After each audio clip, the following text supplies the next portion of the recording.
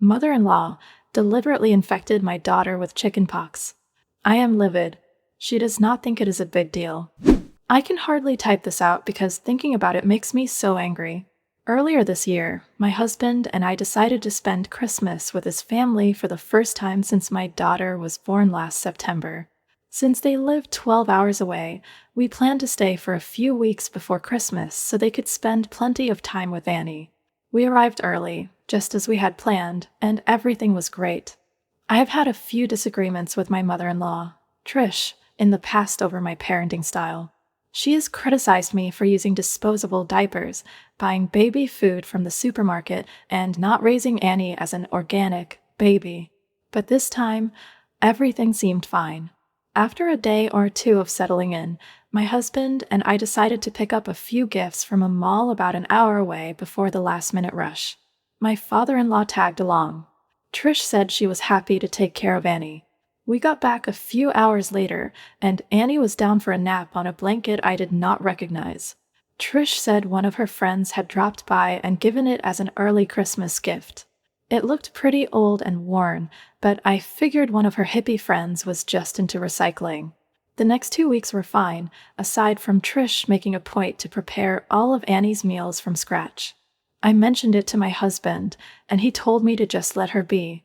Annie mostly mushed the food Trish gave her with her hands or threw the bowls on the floor, as she has been doing lately.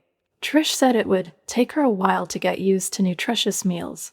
I was getting sick of her meddling, but it was only for a few weeks, so for the sake of the holidays, I let it slide. The day after Christmas, Annie was really unsettled. She would not stop fidgeting and crying. I took her temperature, and she had a fever, so I kept an eye on her for the next few days. Thankfully, it started to go down. Then, this morning, she started to develop a rash and blisters on her arms and legs. I freaked out. I was packing a bag to drive to the doctor when Trish asked where I was going. I told her Annie had a rash and that I was taking her to see a doctor. She got this weird, smug smile on her face and told me there was nothing to worry about. When I asked her what she was talking about, she said, without even looking at Annie, that it was just chickenpox. I asked how she could possibly know that, and she casually admitted that one of her friend's grandkids had chickenpox a few weeks ago. So, she had asked them to wipe a blanket over the child's arms, legs, and face and bring it to her house.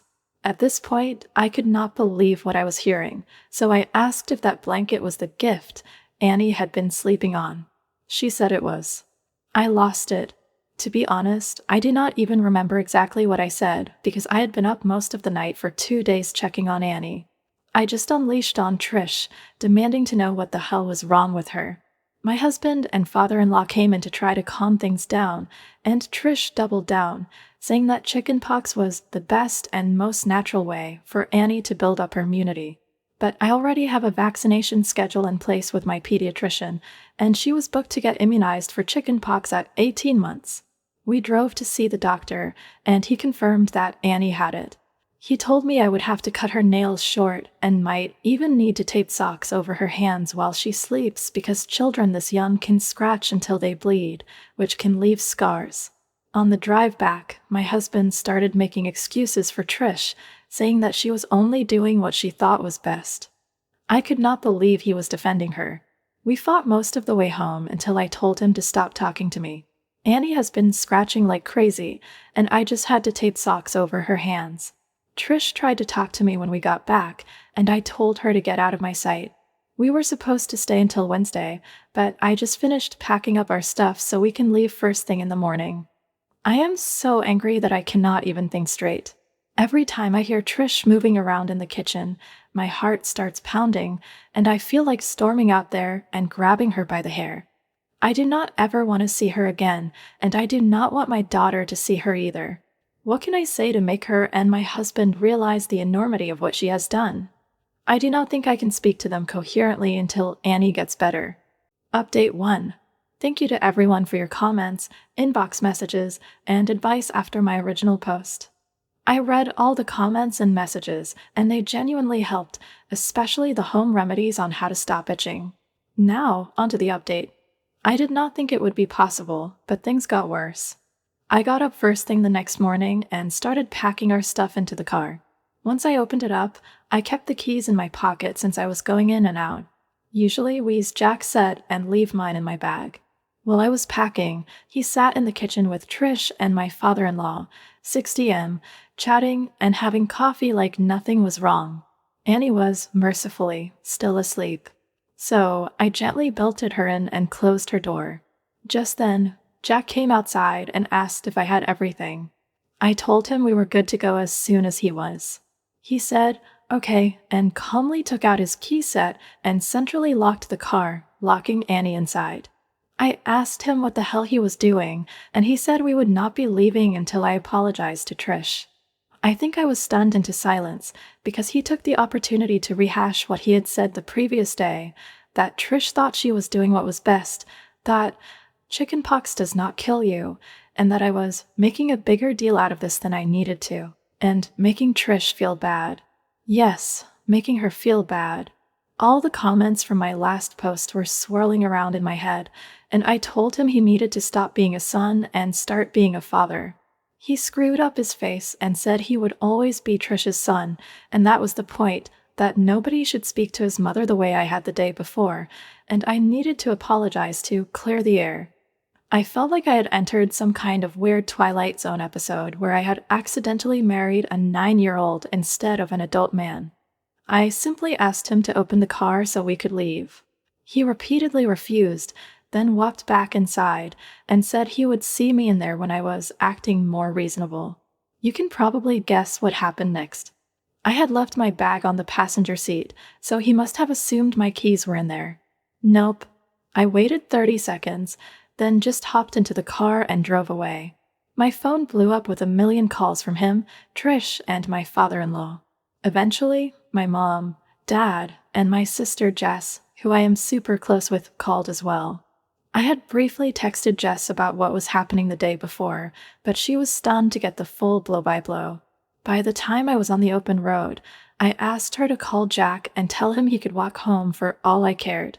Once she heard my side of the story, and not Jack's version, which was apparently that I had gone crazy, frightened Trish, snatched Annie, and sped away, she calmed way down. My mom, dad, and Jess offered to start driving to meet me halfway so I could switch with one of them and would not have to drive the full 12 hours by myself in one day. When I finally saw them, I was so grateful that I pretty much broke down in a truck stop parking lot, blubbering about how much I loved them. They all took turns driving while I got some rest. It was incredibly reassuring to talk things over and hear that Trish and Jack were the unreasonable ones. Once we got back, I stayed at my parents' house overnight, and they told me I could stay as long as I needed. The next few days were tense. I was up most of the night making sure Annie did not scratch, but she still did, somehow. It felt like she just cried and cried and cried until she was completely exhausted. She now has 5 scars on her face and a few others on her arms from scratching. I know appearances should not matter, but I am so angry that her skin is now permanently marked over some stupid nonsense.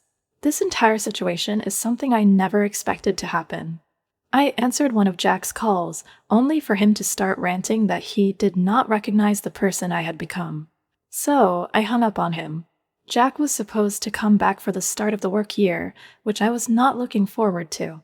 But I figured we could make it work as long as Trish was 12 hours away. Then, at around 11 o'clock one night, I got a very short and formal text from my father-in-law, sent from Jack's phone. It said that Trish had come down with shingles and was in the emergency room. Jack had decided to stay there to take care of her and would be working remotely from their house once the year started back up. Jack has been there for the past few weeks, tending to Mommy's every whim. I am sure she has put on an Oscar-worthy performance of having one foot in the grave. And according to Google, it should be any day now that her painful, crusty pustules finally go gently into that sweet night. A few weeks ago, I was honestly too tired, overwhelmed, and in disbelief to even know what to do. But now that I am back home with people who actually care about me, I think I am starting to realize how lucky I am to see this weird relationship with his mother so early on. The fact that he cares more about Trish than his own daughter speaks volumes. When he eventually comes back, I think we will need to have a very serious conversation about our future together.